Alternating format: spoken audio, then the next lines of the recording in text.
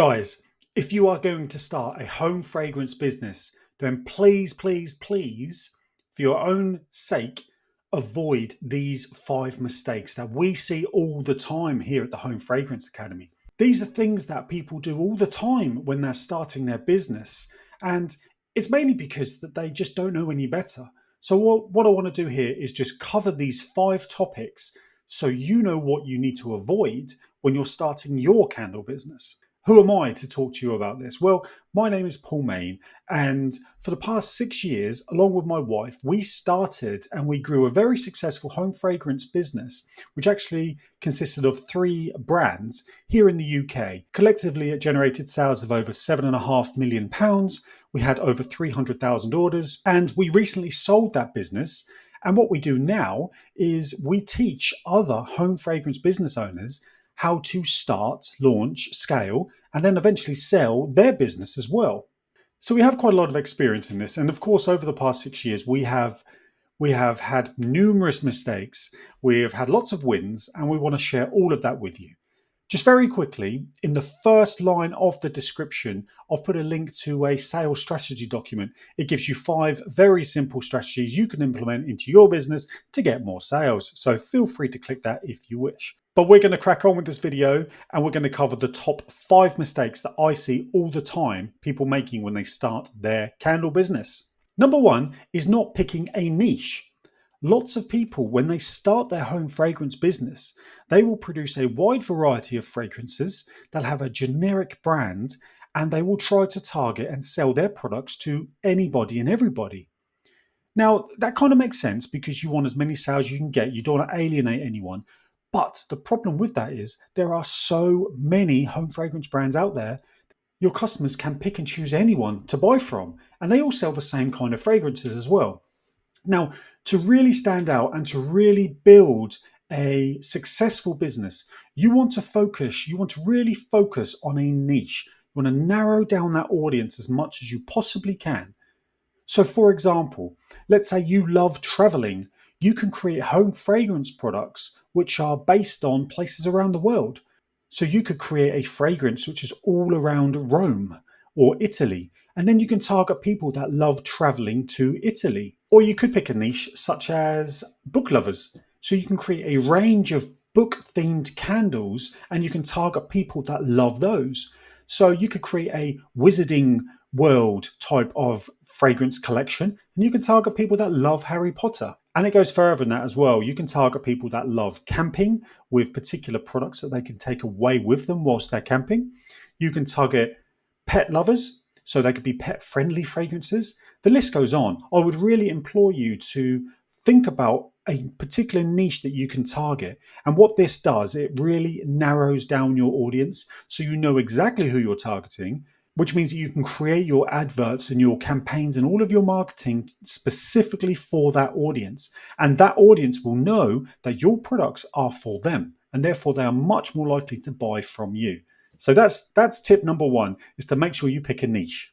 Number 2 is a lot of people underestimate the costs involved and also their pricing as well.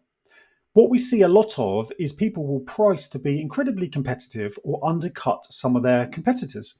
And the problem with doing this is you are going to eat into your profit margin. And if you eat into your profit margin too much, you're not going to have enough left over to reinvest into the growth of your business, and you will end up having cash flow problems. So instead of doing this, a very simple calculation that we always try to teach people here at the Home Fragrance Academy is whatever it costs you to make a product. So all of your materials, everything that you've got, multiply that by 4, and that is the minimum you want to charge.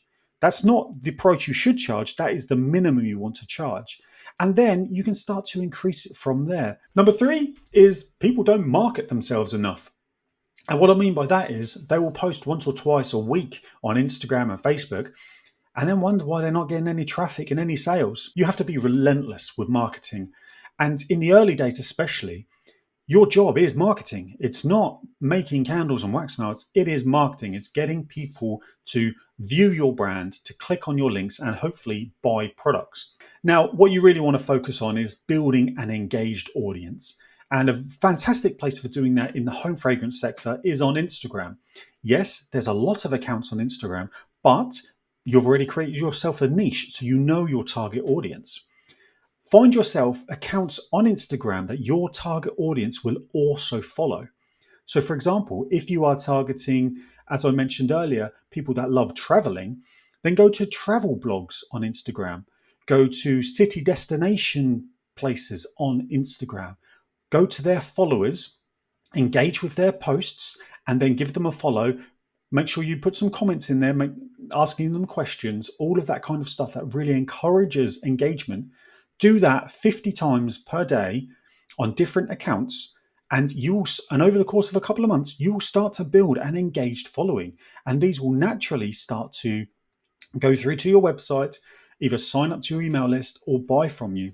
The problem with this is people don't do it because they don't value it enough, or they feel like they haven't got time. When if you want to grow a business, you have to do these things because they do work. We've done this ourselves, and we continue to do this ourselves for the Home Fragrance Academy for our own Instagram account. And that's growing very well at the moment. At the time of recording this, we've got over 2,000 members, and it's working very, very well indeed. But you have to do it. You have to put in that time and effort. Failing that, of course, you can do paid advertising. And this is a fantastic way of getting instant results into your business. But you can do this through Facebook and Instagram using the Meta Business Suite. But you have to make sure you create the right kind of content. Now, what's very useful to know is that actually, the less polished your videos and images are, the better they typically perform. What you want to bear in mind is that if people are scrolling through Facebook and Instagram and they see something that looks like an advert, they will naturally scroll past it. So you don't want your text overlays, you don't want anything like that, no sort of highly polished, professional taken imagery, just something simple. A raw video, you face on, explaining, introducing your company, explaining what you do. Those kind of things work well. And you want to stack your content up as much as you can. So if you are running a Facebook ad, then make sure you've got 10 different creatives for Facebook to pick and choose which one works. And you want to have a no-brainer offer as well to get that first customer coming in. So it could be a buy one, get one free, something like that. Not a 10, 15, 20% off, because those things don't work anymore. It's a give them a product for free on their first order. And then the idea here is you get that first order. And once you've got that first order, you have a retention strategy in place. And this can be via email flows, which is an automated email system where someone places an order and then they go through a funnel of getting different emails every day to nurture them. So one day you'll invite them to your Facebook group. You'll introduce yourself with pictures of yourself so people can see who you are. You'll let them know how to use products, and then you'll slowly nurture them and guide them and encourage them to place repeat orders with you. So that's the main tip there, is just market like crazy. On the Home Fragrance Academy website, we have loads of tools and resources you can look at on how to market your business effectively in the home fragrance sector. It's what we do. It's how we build our business. Give us a follow, give us a subscribe. We're always talking about this stuff. We have a membership where you can sign up and we'll actually work with you one-to-one. We have courses available on our website, homefragrance.academy. All of that good stuff. But make sure you go full throttle on marketing your business. Number 4 is people don't learn from the data. And this is quite straightforward. So when you are posting on Instagram all the time, don't just keep posting the same stuff all the time and wondering why it's not working. Look at the data. So once you've posted 100 pieces of content, look through all of your analytics on Instagram, your insights, which you can do via the mobile app, and see which content is performing the best. And that is in terms of engagement, in terms of reach, and then think about how you can create more content like that. Likewise, look at the stuff that's not performing too well, and then think about how you can create content not like that. It's all basic stuff, but this is things that people don't do. And when I've spoken about this before to our members, it's almost a surprise to them that this type of thing is available. So that's a very important lesson there. Learn from the data. The same goes with emails as well. When you send out email campaigns, look at the open rate and the click-through rate after you've sent 10 campaigns. Look at which ones perform the best and create more content like that.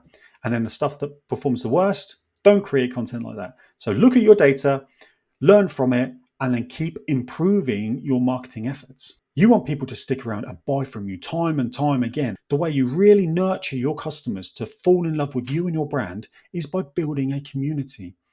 A fantastic way of doing this, which we've done for our brands, is through a Facebook group. It's free. You can build members to that quite easily simply by asking your customers to join. And when you're in there, you interact with every single person as yourself, as your own profile, not as your business profile, as yourself. Answer every single post, answer every single comment, but always try and ask questions. Run competitions in there. Give your members of your Facebook group access to things early that other people don't get. Give them special discounts. Give them things for free for being a community member. It will make them feel special. And you really want these people to continue to be nurtured, because then once they start to really see a face behind the brand name, they'll continue to buy from you because they're invested in you. They know, they like, and they trust you, and they'll continue to buy. Now, I promise you this works. We did this with Cozy Aromas. We built up a community of 10,000 people, of our closest customers. And whenever we had something to sell, like a new product, it would always sell out very quickly, because this was an engaged audience that really fell in love with myself, Tamer, and our team, and were invested into what we were doing. So that's such an important tip there, is to continue to build a community around your brand. So there you have it. They are the 5 mistakes that I see people make all the time when starting a home fragrance brand. And there's also some tips in there on what you can do differently as well. I hope you liked this video. We've got plenty more coming, so make sure you subscribe to the channel, and there's links in the description to various things that you will find interesting. Thanks, everybody.